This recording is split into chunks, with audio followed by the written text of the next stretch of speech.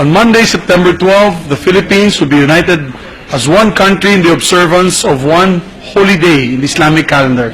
We shall observe the day of Eid'l Adha, often called the greater holiday in Islam relative to Eid'l Fitr.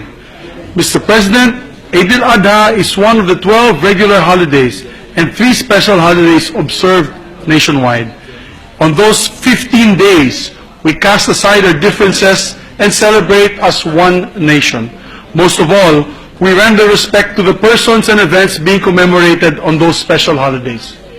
We Christians, Mr. President, celebrate many different holidays. Christmas, All Saints' Day, and during Holy Week we celebrate Holy Thursday, Good Friday, even Black Saturday, and of course Easter Sunday as regular holidays. Initially, there was only one regular holiday for Muslim Filipinos, the Eid'l Fitr, which by the way was offered by Senator Lauren Legarda and I believe Senator Gordon. Under Republic Act number 9177. Thus, in 2009, I authored and sponsored Republic Act number 9849, which declared Eid'l Adha as a national holiday in solidarity with our Muslim brothers and sisters. It has been 7 years, Mr. President, since we started observing Eid'l Adha as a regular holiday nationwide. And yet, many are still not aware of the significance of this day for Islam and our brother and sister Muslims. Eid'l Adha, Mr. President, is one of the 2 most important days in Islam. It is a celebration of the end of Hajj, the sacred pilgrimage that Muslims must make to the holy city of Mecca at least once in his lifetime. Eid'l Adha commemorates the story of the Prophet Abraham, with whom many of us are familiar. Allah spoke to Ibrahim in a dream and instructed him to build a shrine in Mecca. At the time, Mecca was desolate and barren, was a desolate and barren desert.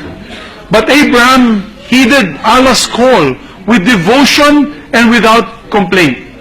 In his most supreme act of obedience to Allah, Abraham was about to sacrifice the life of his only son Ishmael.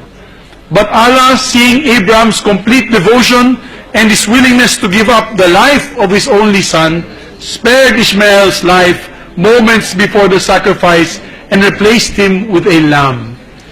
Prophet Abraham's ultimate sacrifice is what our Muslim brothers and sisters celebrate on Eid'l Adha.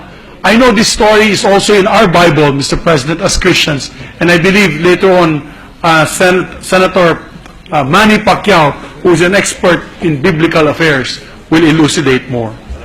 As such, it is known as the Feast of Sacrifice, which they traditionally commemorate by giving meat to friends, neighbors, relatives, and the needy. Eid'l Adha, Mr. President, falls on a different date every year because of its timing directly by the lunar cycle. The day of Eid is set when a new moon is sighted, so that Eid'l Adha falls on a different day depending on which sect, mosque, or region one is in.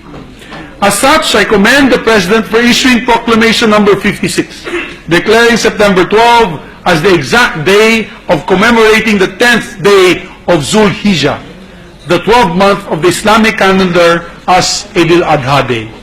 Mr. President, I believe that the awareness and recognition of our diversity is the first step in eliminating prejudice and bigotry. It is also necessary for us to learn about and be open to each other in order to foster mutual respect and unity amongst all of our people. To our Muslim brothers and sisters, I wish you a meaningful and blessed Eid Mubarak, and I ask my colleagues in the Senate, making all members, and the proper motion with the Senate President, if we can make all members as author of this resolution, I humbly submit, Mr. President.